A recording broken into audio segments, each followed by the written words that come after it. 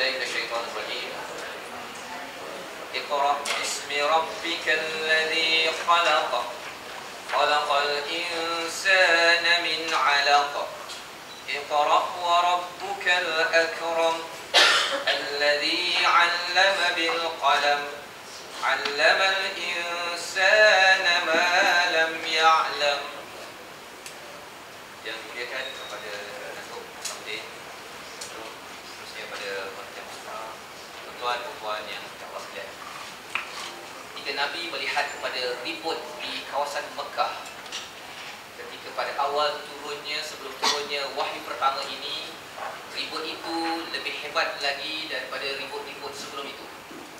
Bila anak perempuan ditanam hidup-hidup, bila ada orang yang pandai menyatakan orang lain tidak pandai, orang yang ada kesan daripada agama Hanif menyatakan kepada orang lain bahawa awak ini tidak betul ataupun tidak lurus hidupnya, yang ada kuasa ingin menyatakan bahawa awak tak layak memegang kuasa ini, saya lebih layak, yang berniaga menipu antara satu sama lain, yang mengelilingi Kaabah sebagai satu sumber sakrit, sebagai satu tempat suci dengan tanpa pakaian ataupun dengan pelbagai perkara-perkara yang rosak.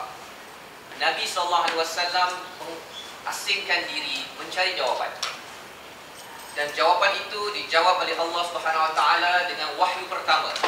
Iqra bismi rabbikal ladzi khalaq. Bacalah dengan nama Tuhanmu yang telah menjadikan. Bagi orang sekarang yang membaca buku, tajuknya ialah bacaan. Dia akan mencari, kalau lepas itu tajuk itu diikuti dengan buku penulisan, perpustakaan, penerbitan ataupun perkataan yang satu family dengannya. Tetapi Allah meletakkan Iqra bismi rabbikal ladzi khalaq. Allah yang menciptakan. Kalau katakan fikir-fikir tuan-tuan sekalian, apa kaitan? Apa kaitan dengan ribut di kawasan Mekah tersebut? Apa kaitan dengan Allah yang telah menjadikan? Allah teruskan dengan alladzi iqra bismi rabbikal ladzi khalaq khalaqal insana min 'alaq. Allah menyatakan bahawa Allah telah menjadikan manusia daripada segumpal darah. Allah teruskan.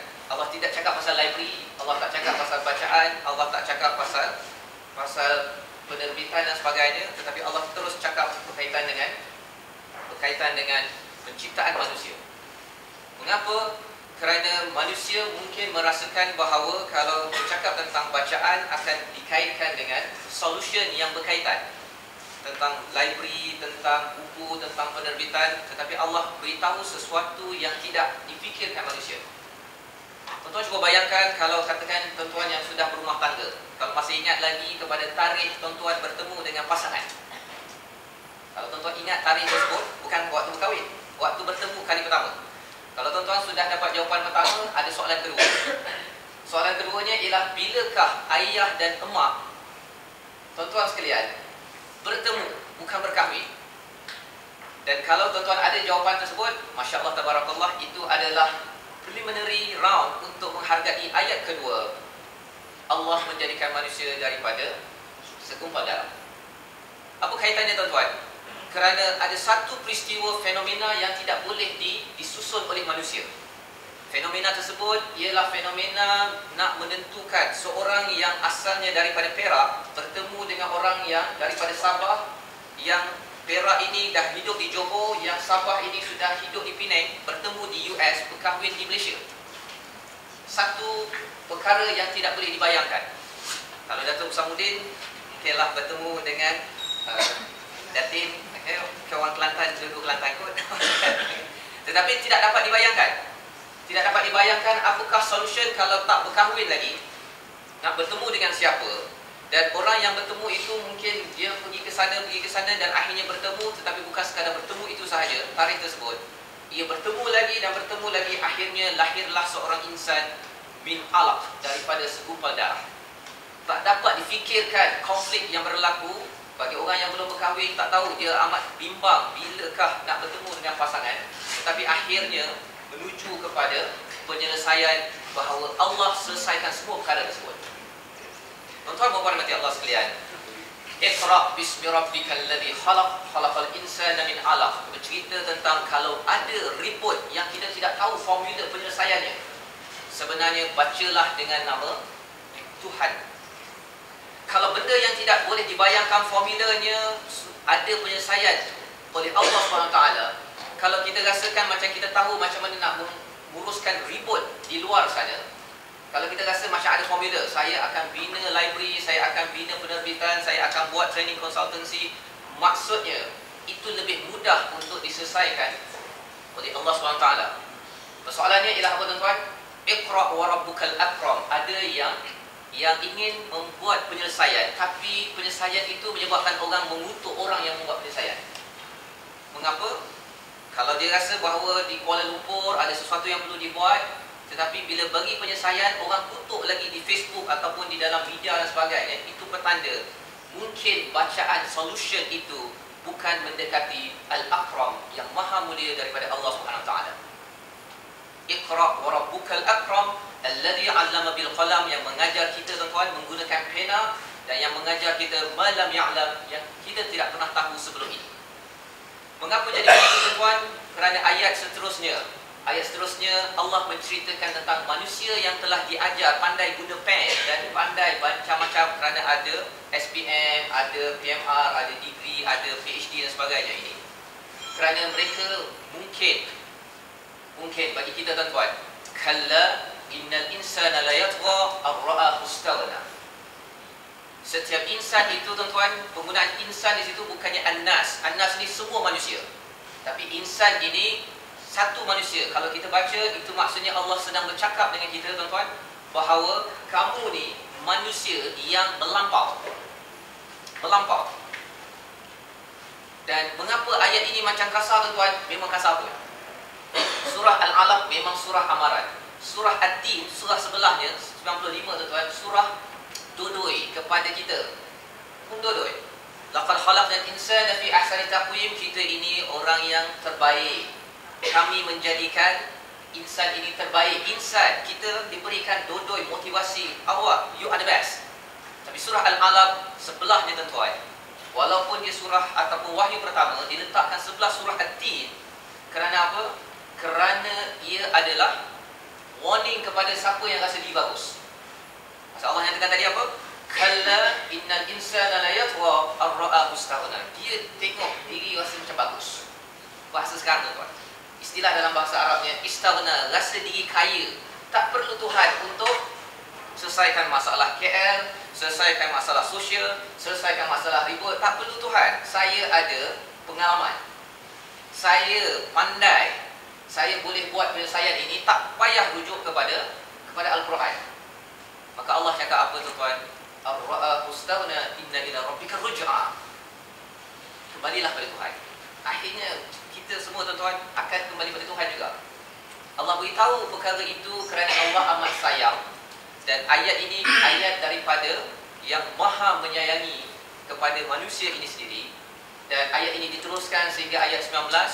Tetapi akhir sekali, apakah pedoman kalau kita ada masalah, ribut, taufan yang berlaku dalam hati ataupun di luar? Kalau ada berlaku, macam mana nak tahu bahawa kita sedang menyelesaikan menggunakan kitab daripada Allah SWT? Iqra bismi rabbikal ladzi khalaq. Ada dua petanda. Di hujung surah tersebut berbunyi kalla la tuti'hu wasjud waqtarib. Yang pertama, orang itu makin banyak sujud kepada Allah, dan inilah tempat bulan hidayah tuan-tuan. Ramadan adalah bulan sujud dibanyakkan. Alhamdulillah bila Puan Haji Masrurah mengambil inisiatif untuk melancarkan pada bulan ini Syahrul Ramadan alladzi unzila fihi al-Quran, bulan yang diturunkan Al-Quran. Ramai orang dapat hidayah pada bulan ini tuan-tuan. Yang bukan Islam masuk Islam, yang sudah Islam ada habit yang tak bagus yang ingin ditukarkan, ia berlaku pada bulan Ramadan. Tapi petanda apakah kita menyelesaikan masalah dengan kembali pada Allah? Wasjud, banyak sujud, waqtarib, banyak usaha-usaha untuk mendekatkan diri kepada Allah. Membaca Al-Quran ketika menunggu di dalam pejabat, menunggu mesyuarat, berzikir kepada Allah, dan segala perkara untuk mendekatkan diri pada Allah. Kalau saya buat rumah mengaji ini kerana ya Allah, inilah antara antara saham yang diharapkan saya boleh panjangkan. Kalau katakanlah malam ini adalah malam Lailatul Qadar, malam ini harapnya, kalau bukan malam-malam yang sebelum ini tuan-tuan yang memberi sokongan pada hari ini, kita doa pada Allah agar rumah ngaji ini berterusan, kerana ia adalah pahala kita bersama kali 1000 bulan. Kan hebat tuan-tuan kan? Amat hebat. Tetapi ia hanya dapat dikecapi, dapat dihargai oleh orang yang bukan sekadar baca, tetapi tanpa nama daripada Allah Subhanahu Wa Taala. Bukan sekadar baca 50% disogok, tuan, okay. Tetapi ia bercakap tentang bukan sekadar 50%, 100%, tetapi 1000 kali ganda daripada Allah, dan itulah yang dinyatakan di dalam surah Al-Alaq. Interestingnya tuan-tuan, di sebelah surah Al-Alaq, surah apa? Surah Al-Qadar. Inna anzalnahu fi lailatul qadar. Ada penerangan lanjut tentang mengapa di sebelahnya itu, tapi pada hari ini saya bawakan surah Al-Alaq sahaja, kerana apa yang ada di dalam surah Al-Alaq ini amat hebat.